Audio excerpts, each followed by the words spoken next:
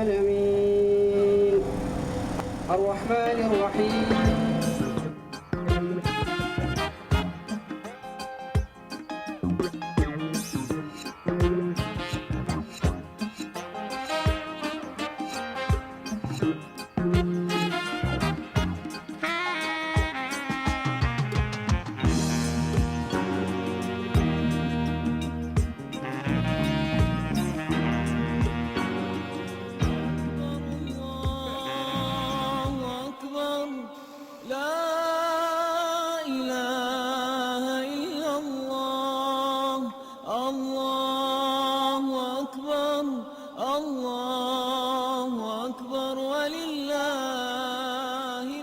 C'est le rituel. Dans toutes les familles musulmanes, un soir du jeûne de Ramadan, dès 18 heures. Parents, enfants et amis, autour d'une même table, juste après la prière.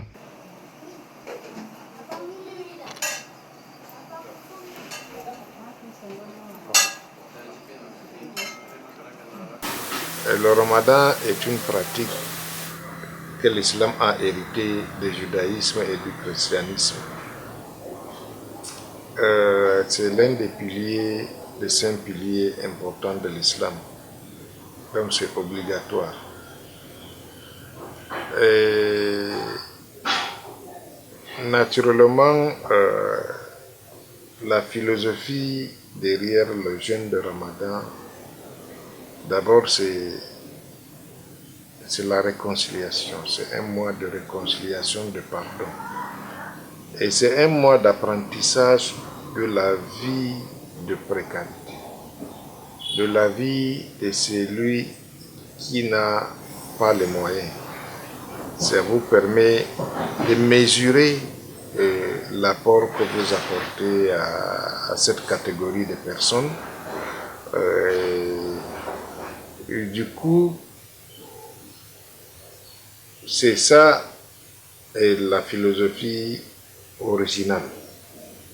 Occasion de festin dans la plupart des familles, après une longue journée de privation. On supprime le déjeuner. Donc je préfère dire que c'est tout ça qui est réuni là au moment du dîner. Bon, il n'y a pas grand-chose qui change. C'est vrai que ce moment est spécial. En temps normal, par le passé, on peut manger sans dessert, on peut s'en passer. Mais maintenant, on s'arrange quand même à avoir un minimum. Le mois de Ramadan, chez les musulmans, c'est un mois béni. Parce qu'il faut toujours pouvoir faire le maximum pour ne pas manger seul. Parce qu'il faut... Certainement, il y a un voisin qui n'a pas eu. Il y a un passant qui n'a pas eu. Bon, on ne peut pas se permettre aujourd'hui de faire entrer un passant avec la situation de l'heure. Mais après, on constate que de laisser... On connaît déjà, on a un répertoire à qui on envoie quand même aussi pour que la personne puisse manger. Il faut avouer, c'est costaud. Moi, personnellement, je n'ai jamais un budget pour ça. Mais le fonctionnement change. C'est qu'on dépense plus, c'est vrai. Bon, mais c'est Dieu qui donne. Partage de repas, mais aussi partage de cadeaux, des pagnes, des chaussures prioritairement. Des objets dont raffolent énormément les femmes et les enfants. Ce qui m'amène ici aujourd'hui, c'est l'achat du pagne pour la fête du Ramadan, comme chaque année. Il est tenu à venir parce que mon père ne connaît pas trop mes goûts. Je fais aussi mes goûts par rapport à son budget. Nous sommes là pour faire des achats de vêtements pour les dames, selon leur choix. Et c'est selon les moyens des uns et des autres. Il n'y a pas un budget bien précis pour ça, mais ça dépend des moyens des uns et des autres. Généralement, c'est une période faste pour les couturiers, qui pour certains, les derniers jours du Ramadan, ne dorment plus du fait de l'immensité des commandes à livrer. Nous les musulmans, porter une nouvelle vêtement pendant le jour de la fête, c'est une tradition islamique. On est habitué avec. Bon, ce n'est pas une obligation, mais on est habitué. On a quand même une très forte baisse de commandes cette année. Le Ramadan, période de privation, est devenu au fil des temps une grande opportunité d'affaires pour tous ceux qui savent tirer leur épingle du jeu.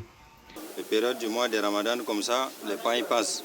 Parce que tout le monde achètent les habits pour eux-mêmes et pour leur famille, pour les enfants. Donc c'est ça qui me motive à vendre les tissus là. Bon, le marché ça va un peu mieux, même malgré les pandémies que nous traversons maintenant, mais ça va quand même un peu. Selon les 5 piliers de l'islam, la période du jeûne du Ramadan est aussi celle du partage. On donne à la famille, aux amis, aux inconnus, l'objectif étant de permettre à tous les fidèles de vivre pleinement ces moments sans véritable souffrance. Les charges augmentent, ne serait-ce que quand on m'amène les factures d'eau et d'électricité. Il y a un changement. L'électricité, pourquoi? Parce qu'on veille la nuit, on prie et on consomme plus. Il faut brancher tous les appareils. Donc ça, forcément, ça augmente. L'eau, c'est la même chose aussi, parce qu'il faut tous les jours laver du riz pour aller faire la bouillie.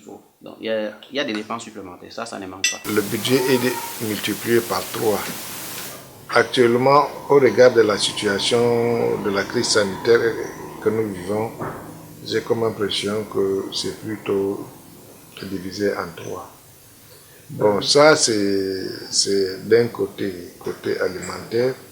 Vous savez, habituellement, après ce mois de Ramadan, il y a la fête, l'Eid el-Fitr.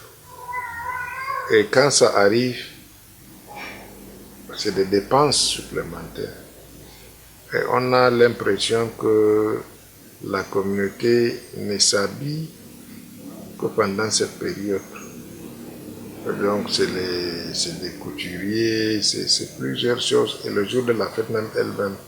En réalité, on peut considérer parmi les 12 mois de l'année, c'est le mois de dépenses, beaucoup plus de dépenses dans la communauté musulmane. Certains préparent ce moment chaque année, une année durant, une année avant. D'autres, par contre, se laissent aller au gré de la volonté de Allah. Moi, personnellement, je n'ai jamais un budget pour ça. Mais le fonctionnement change. On dépense plus, c'est vrai. Bon, mais c'est Dieu qui donne. Le mois se prépare toujours, puisqu'on le sait. Dès qu'on termine aujourd'hui, on sait que l'année prochaine, si on ne meurt pas, le Ramadan arrive. Bon. Mais on ne peut pas dire qu'on en fait aussi une fixation, qu'on se prépare, parce que selon le moyen, si vous avez 1 million de francs qui passent dans votre compte 12 mois, l'islam vous demande de prélever un pourcentage pour faire l'aumône à partir d'1 million.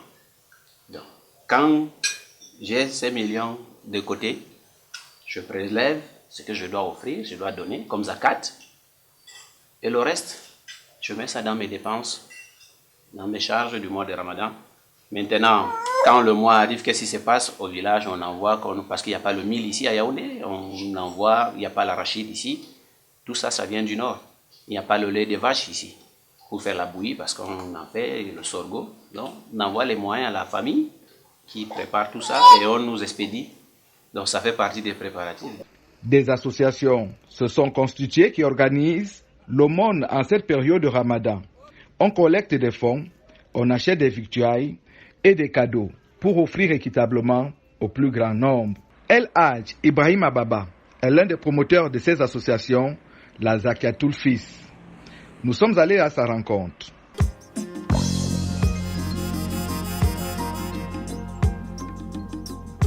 Bonjour et merci de me donner l'opportunité de revenir sur notre activité principale qui est la collecte et la redistribution des zakatul fitr. Et si on vous demandait d'expliquer au public en quoi cela consiste? À la fin du mois de Ramadan, il y a 3 actes d'adoration qui interviennent.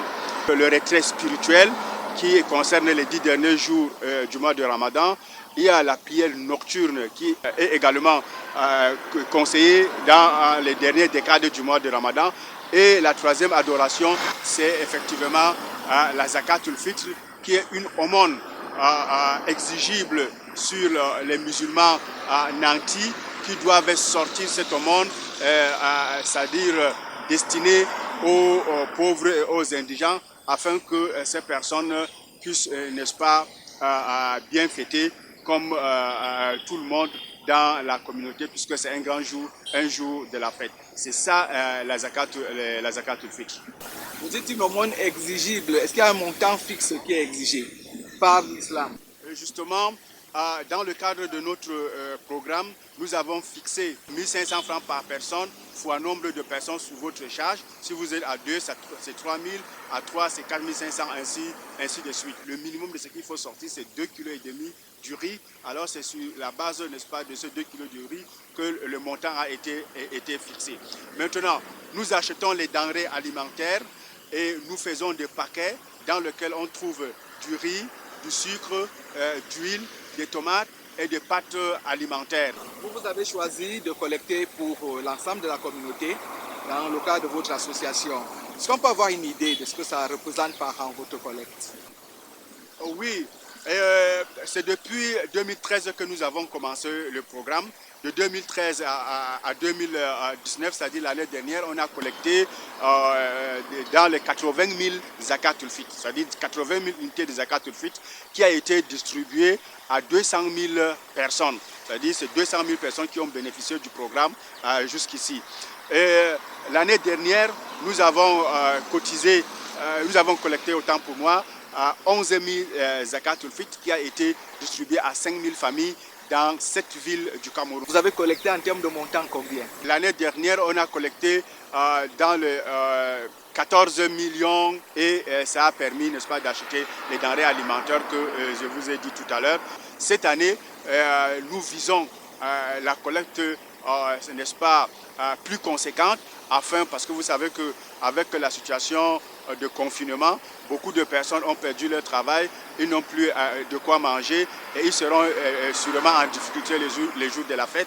Et nous voulons aussi, n'est-ce pas, pouvoir permettre à ces personnes, n'est-ce pas, de profiter de cette aumône afin qu'ils soient aussi en fête. Vous avez nourri combien de familles? L'année dernière, on a nourri 5 000 familles. Ça fait environ 15 000 personnes qui ont profité du programme. Nous visons c'est-à-dire 30 000 familles à travers les villes concernées. Je vous ai dit tantôt que le programme est installé ici à Yaoundé, à Douala, à Bamenda, à Bertoua, à Garoua et à Maroua. Voici et Ngaoundé aussi. Voici les 7 villes dans lesquelles le programme est installé. Et notre objectif, c'est d'élargir le programme pour que ça puisse couvrir tout l'étendue du territoire national. Et aussi de pouvoir donner aux personnes, aux ayants droit, un paquet complet, afin que le jour de la fête, ils ne se mettent pas à mendier, n'est-ce pas, autour des mosquées pour ternir l'image de marque, n'est-ce pas, de la communauté musulmane et de notre pays de manière générale. Par le passé, ce qui s'est passé avec cette aumône, c'est les denrées secs, c'est-à-dire le maïs ou le mil que les gens prenaient pour distribuer à ces pauvres.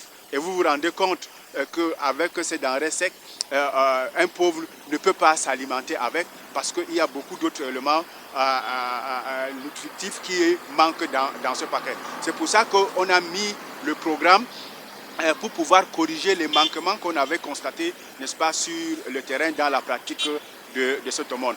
Aujourd'hui, nous sommes déjà à un paquet qui a du riz, de la pâte alimentaire, d'huile, du sucre et des tomates. Il nous manque la viande que nous comptons très bientôt intégrer, n'est-ce pas, dans le paquet pour que ça soit véritablement un repas. Donc, vous ne faites pas de bonnes affaires sur le dos des fidèles? Non, pas du tout. C'est un groupe de volontaires. Le PNZ est composé d'un groupe de volontaires organisés, engagés à faciliter la pratique de cette aumône. Parmi les 3 actes que j'ai cités tantôt, qui interviennent à la fin du mois de Ramadan, c'est la seule adoration qui est pluridimensionnelle, parce que le retrait spirituel, c'est pour vous. La prière nocturne, c'est pour vous. Mais maintenant, cette aumône, elle a une dimension spirituelle qui consiste à purifier le jeûneur et une dimension sociale qui est, n'est-ce pas, la nourriture, l'alimentation et le renforcement de la cohésion sociale. Et c'est parce qu'on a remarqué qu'il y avait des insuffisances et qui remettaient en cause, n'est-ce pas, les objectifs de cette aumône. C'est pour ça qu'on a mis sur pied le programme afin qu'on aide les fidèles à pouvoir bien s'acquitter de cet aumône et également les ayants droit à pouvoir avoir, n'est-ce pas, quelque chose de convenable et de consistant pour pouvoir faire la fête. Merci M. Ibrahima Baba pour votre disponibilité et surtout bonne fête du Ramadan.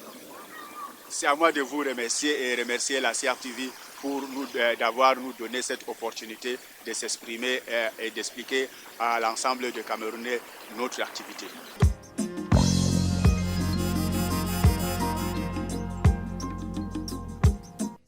Le pèlerinage, un autre pilier de l'islam.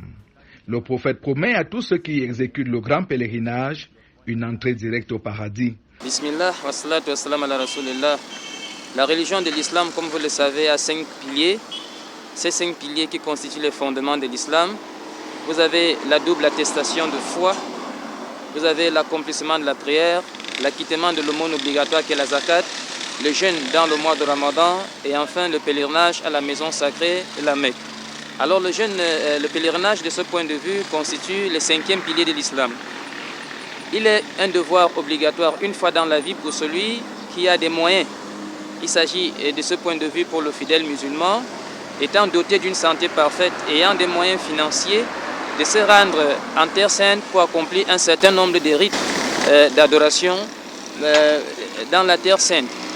Mais il est très important de noter que le pèlerinage en réalité n'a pas une seule forme. Il existe 3 formes de pèlerinage. Tout dépendra de l'intention que chaque pèlerin, en quittant sa terre ou son pays natal, intention d'aller accomplir. Vous avez ce qu'on appelle l'ifrad. L'ifrad consiste pour le pèlerin de ne faire que le pèlerinage seul. Vous avez ce qu'on appelle le kiran. Alors le kiran consiste à faire le pèlerinage et la visite pieuse qui est la umrah. À la seule différence que lorsqu'il adopte le kiran, s'il fait la umrah, il se désacralise. Et lorsqu'il fait la umrah, il ne se désacralise plus jusqu'au grand pèlerinage. Et maintenant, vous avez ce qu'on appelle le tamattu, qui est beaucoup recommandé par les érudits, qui consiste à accomplir la visite pieuse qui est la umrah et se désacraliser et atteindre le grand pèlerinage. Le pèlerinage, effectivement, a lieu en 3 mois. Dès que vous quittez le mois de Ramadan, vous entrez dans le mois de Shawwal, qui est le premier mois de pèlerinage, ensuite le mois de Dhul-Qa'da et enfin le mois de Dhul-Hijjah. C'est à ce moment-là, n'est-ce pas, que peut s'accomplir le pèlerinage qui est, comme nous l'avons signifié, le 5e pilier de la religion de l'islam. Et pour acheter leur ticket auprès de Allah, les fidèles musulmans sont prêts à tous les sacrifices. Lorsque quelque chose plaît à quelqu'un ou lorsque une chose est importante, vous avez déjà vu combien d'argent les femmes consacrent pour les bijoux en or? Vous avez déjà vu combien les hommes consacrent pour les gandouras? Il y a des gandouras qui coûtent 500 000, 1 million de francs CFA. Alors, si vous pouvez faire des économies, faire des sacrifices pour pouvoir aller racheter votre âme auprès de Dieu, c'est pour ça que même si le pèlerinage monte à 5 millions, vous allez voir les fidèles musulmans qui vont faire des efforts pour pouvoir aller au pèlerinage. Parce qu'on appelle souvent ça le voyage d'une vie. Ils sont des milliers chaque année qui prennent le chemin de la Mecque en Arabie Saoudite pour prendre part à cet important moment. Année après année, leur nombre croît et les cachets de participation eux-mêmes n'arrêtent pas de grimper. Il n'y a pas une somme arrêtée. On se rend compte que chaque fois, le pèlerinage, n'est-ce pas, augmente de prix. Le dernier pèlerinage que nous avons eu à accomplir nous a coûté 2 154 000 par fidèle. Mais il y a 5 ans environ. Et chaque fois que le temps passe, on augmente. C'est plus de 2 millions. Le Cameroun a généralement 4 500 pèlerins environ parce que vous avez un nombre important de convoyeurs. Et chaque convoyeur a avec lui un nombre important de pèlerins. Et dans toutes les 10 régions, vous avez des convoyeurs qui connaissent suffisamment la terre pour accompagner, n'est-ce pas, les fidèles musulmans qui vont pour la première fois et d'autres qui vont une énième fois quelconque. Ce qui fait désormais le business de certains opérateurs qui ont fait du pèlerinage à la Mecque leur chiffre d'affaires annuel. Les business ne sont pas interdits lorsque les rites sont complètement accomplis. Lorsqu'on a fini d'accomplir les rites, effectivement, certains quittent pour aller à Dubaï, d'autres font des achats en Arabie Saoudite pour venir vendre chez eux. Cela ne dérange en rien. L'essentiel, c'est d'accomplir le devoir qu'est le pèlerin au moment prescrit. Certains encadreurs, comme on appelle les convoyeurs de pèlerins, font parfois jusqu'à 1000 pèlerins à eux tout seuls. Ce sont des gros porteurs.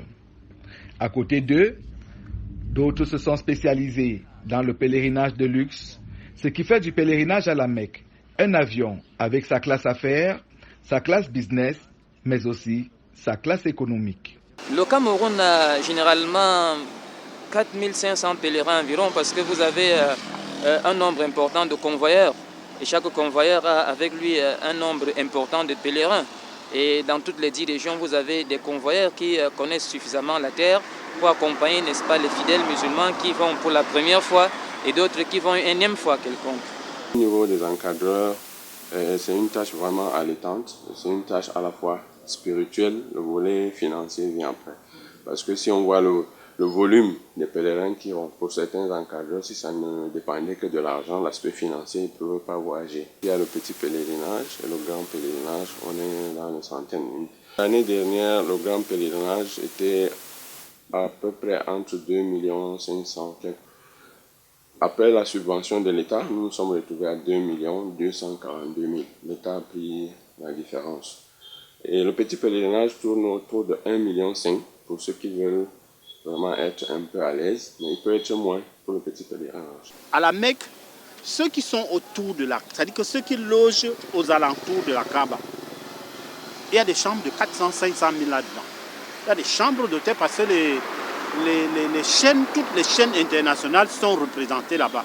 Donc il y a des chambres d'hôtel qui coûtent 150, ça commence à 150 000. C'est aussi l'occasion pour beaucoup de faire des affaires. Les malles ramenées de la Mecque sont très souvent de véritables cavernes d'Ali Baba. De toutes les façons, les business ne sont pas interdits lorsque les rites sont complètement accomplis. C'est une grande foi. C'est-à-dire qu'une fois que vous avez fini de prier, vous pouvez vous adonner au commerce. C'est permis. Et ce commerce-là est très très fluctuant. Il y a des gens qui vont là-bas, ils achètent des marchandises. Quand ils rentrent ici, ils multiplient les prix par 4 et ces marchandises-là sont très prisées. Mais il pèse désormais comme une menace sur le Hajj 2020 avec cette pandémie du coronavirus qui a paralysé le monde. Le Hajj 2020, c'est compliqué. Nous y sommes, vous savez, mais je ne peux pas me prononcer exactement vu le contexte de l'heure. Et la pandémie qui sévit influence presque toutes les activités du monde. Et concernant le Cameroun, vu les relations bilatérales qui existent entre l'Arabie Saoudite et le Cameroun, la commission était allée réserver les hôtels et tout, mais les Saoudiens ont demandé de ne pas prendre les engagements financiers, vu la pandémie qui sévit actuellement. Bon. Sinon, les préparatifs vont bon train, les gens s'inscrivent, mais nous sommes vraiment modérés, nous sommes vraiment très restrictifs par rapport à certaines informations. On ne peut pas leur donner une information exacte, on leur dit de supporter en attendant qu'on ait le feedback de l'Arabie Saoudite. Voilà donc présenter ces bonnes affaires autour du Ramadan et du Hajj, deux piliers essentiels de la foi du musulman.